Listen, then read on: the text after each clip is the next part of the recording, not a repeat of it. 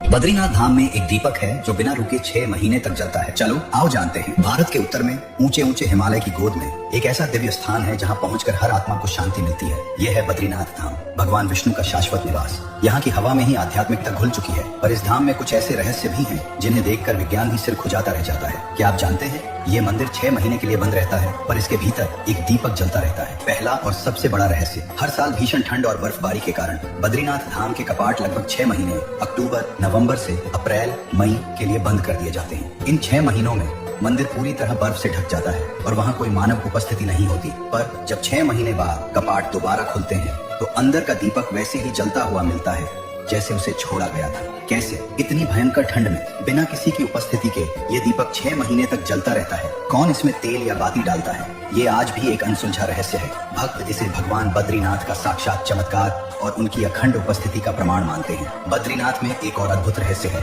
तप्त कुंड। ये एक ऐसा प्राकृतिक गर्म पानी का झरना है जो बर्फीली अलकनंदा नदी के ठीक बगल में स्थित है। जहाँ अलकनंदा का पानी हड्डियों को जमा देने वाला ठंडा होता है, वहीं इस कुंड का पानी हमेशा गर्म रहता है। इस प्राकृतिक विरोधाभास का कोई स्पष्ट वैज्ञानिक कारण नहीं मिल पाया है। ये कुंड भक्तों के लिए एक वरदान है, जहाँ वे ठंड में भी पवित्र स्नान कर पाते हैं। क्या ये भूगर्भीय रहस्य है या भगवान बद्रीनाथ की ही एक लीला? इस मंदिर में भगवान बद्रीनाथ की मूर्ति काली शालिग्राम शिला से बनी है। मान्यता है कि यह मूर्ति स्वयं प्रकट हुई थी और आदि शंकराचार्य ने इसे अलकनंदा नदी से निकालकर स्थापित किया था। यह मूर्ति और इसका स्थान भक्तों के लिए मोक्ष और परम शांति का द्वार माना जाता है। बद्रीनाथ धाम के ये रहस्य हमें सिखाते हैं कि प्रकृति और आध्यात्मिकता एक दूसरे से कैसे जुड़े हुए हैं। ये हमें विश्वास दिलाते हैं कि कुछ चीजें मानव बुद्धि से परे हैं और उन्हें समझने के लिए हमें आस्था और समर्पण की दृष्टि से देखना पड़ता है। ये धाम हमें याद दिलाता है कि भगवान हर परिस्थिति में, हर मौसम में अपने भक्तों के लिए मौजूद रहते हैं, भले ही उनकी उपस्थिति अदृश्य क्यों न हो। इसलिए ध्यान में रखें, जहाँ हिमालय भी आरती गाता,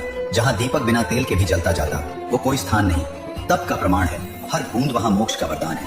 जय बद्री विशाल, जय नारायण।